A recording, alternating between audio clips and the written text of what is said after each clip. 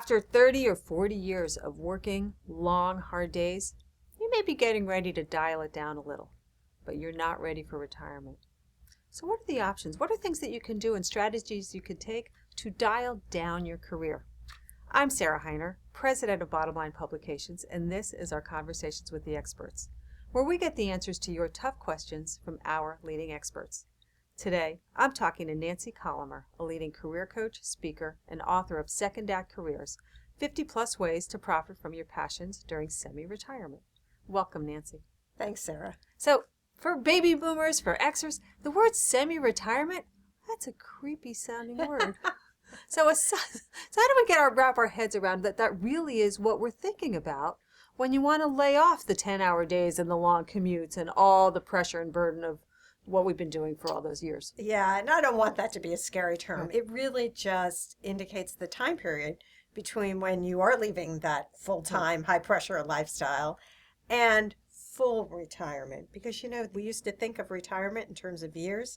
Now we all need to think of it in terms of decades. And you want to fill that time with meaning and purpose and to have a reason to get up every day. Hence the term semi-retirement. So when someone's thinking about semi-retirement, do they think about jobs that might be less of what they were doing before, or maybe the same thing they were doing closer to home, or whole new areas? Both.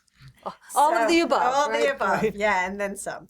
So let's start off talking about people who are interested, who may really enjoy what they've been doing, but they're just tired of doing it full time. And they're trying to figure out, how do I take all this expertise and experience that I have and just downshift a little bit?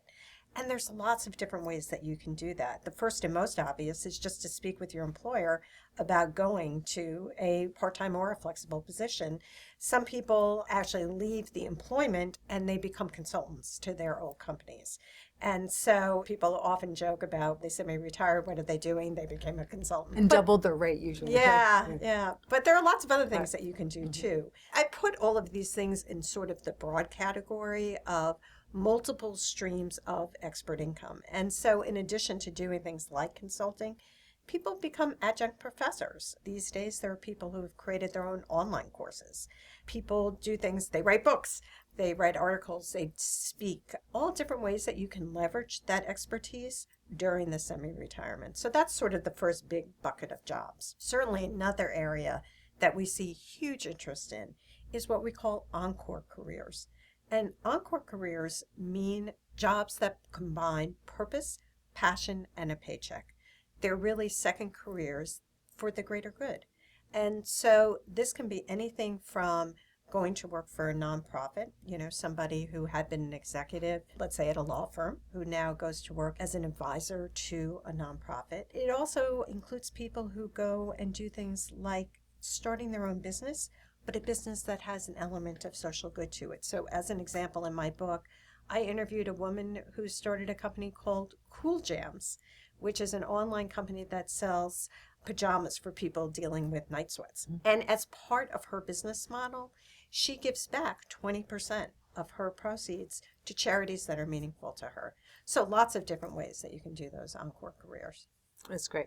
And what kind of decisions do they need to do or review of their finances before they make the jump into semi-retirement? With any career change, it's obviously very important to take a look at your finances. For most people, this is a time in life, though, when a couple of things are going on.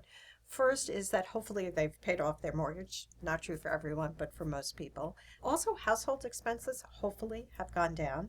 People also hit a point where they might be able to claim Medicare and or Social Security, which is a whole another issue. I mean, in general, it's best to hold off on claiming Social Security for as long as you can so that you'll get a larger monthly payout.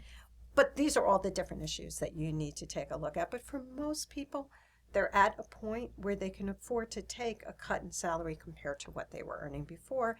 That opens up a lot of different options for them.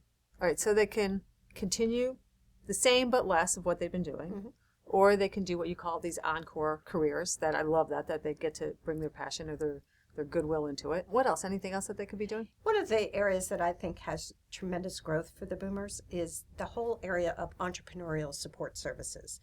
By that I mean more and more people are starting their own businesses. So you have a plumber or a jeweler or a photographer, all of whom are great at their core business, but they don't either have the time or the interest in doing all of those other tasks that they need to keep their business running smoothly. So that can cover anything from doing the bookkeeping, social media, marketing, strategic planning, all of those things that you need to keep a business healthy.